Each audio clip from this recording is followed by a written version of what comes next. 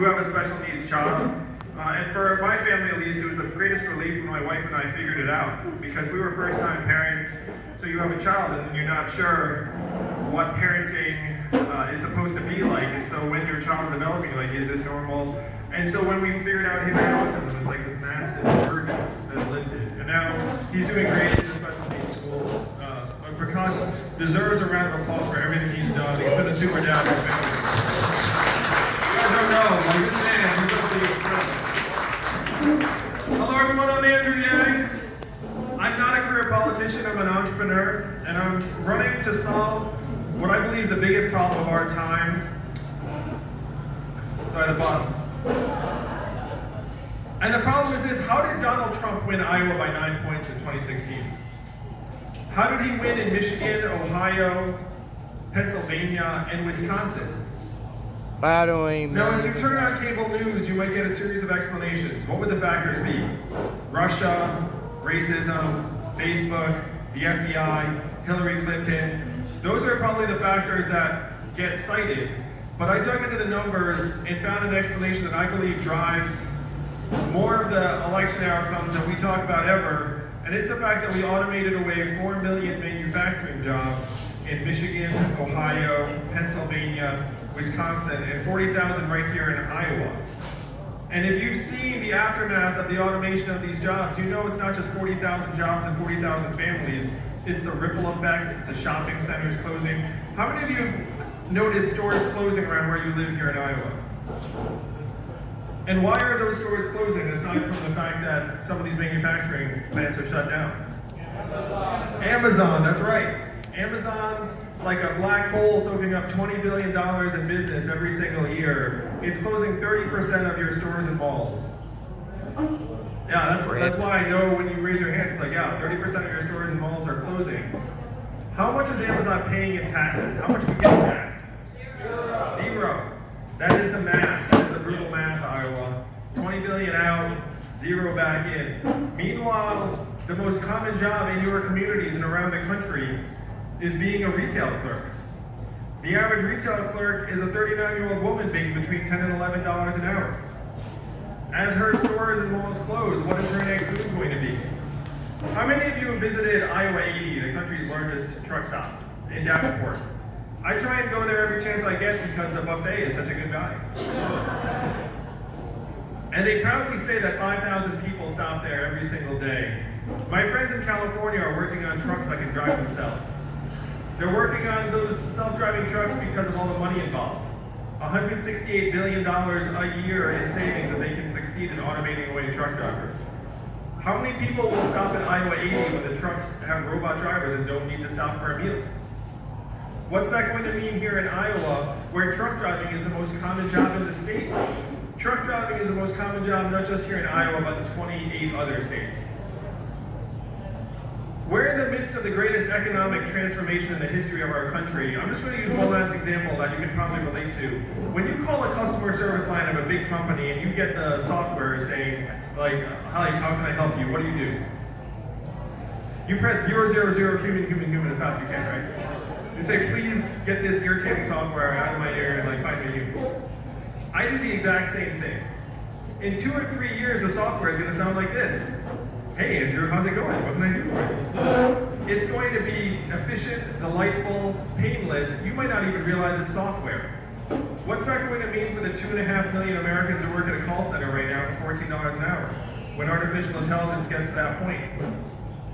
This is unfortunately no longer science fiction. This is current reality in 2019. This is why Donald Trump's our president today, because we're in the midst of the greatest economic transformation in the history of our country. What experts are calling the fourth industrial revolution. You saw it on your farms, you're seeing it on your main streets, eventually you will see it on your highways. The reason why I am here is because you hold the future of the country in your hands here in Iowa. You're a bit spoiled, Kamala just left, I'm here, Amy's gonna come in. Like, you know, there's like this constant parade of presidential candidates, and why? Because we know that you control the fate of the country. I've done the math. Do you know how many Californians each Iowan is worth? 1,000. You look around this room, there may be 160 people in this room. I see a room of 160,000 Californians.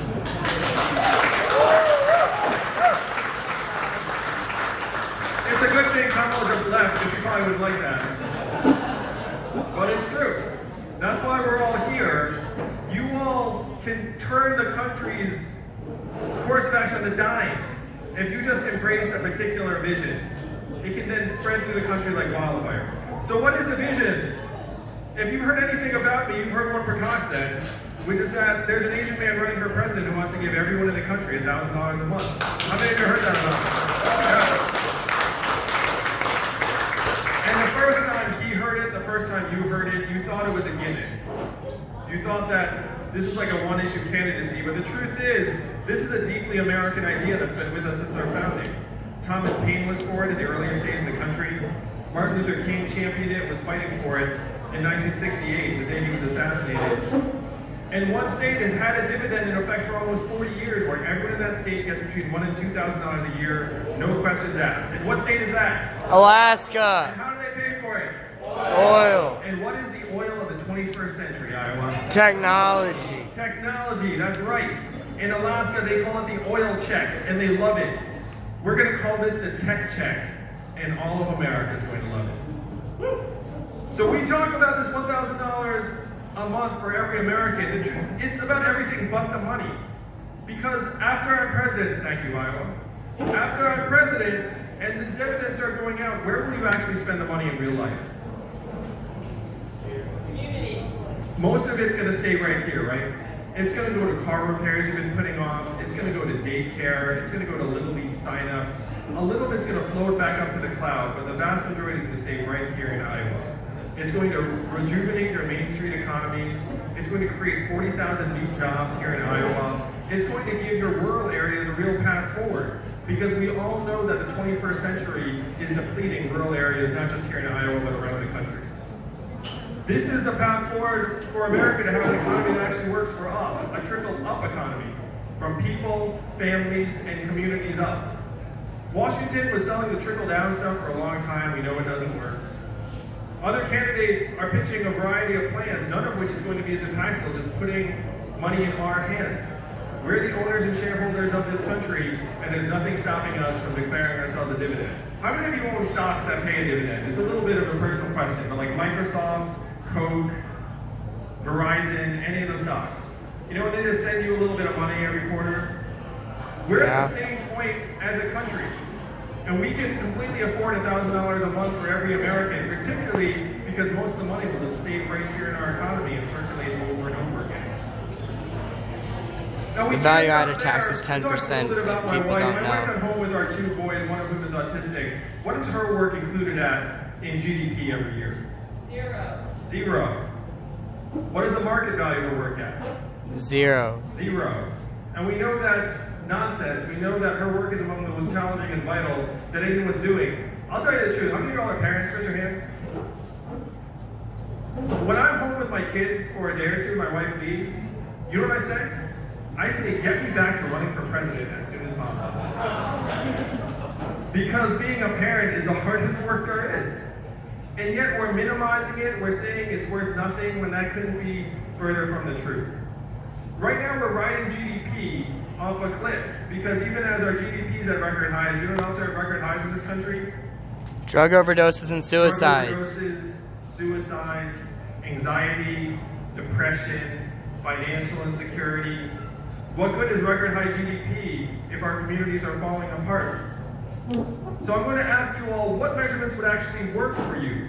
That if I were to say this got better here in Iowa, you'd actually say yes or jump for joy or do something like genuinely human and emotional. If I say to you GDP went up, what's the reaction?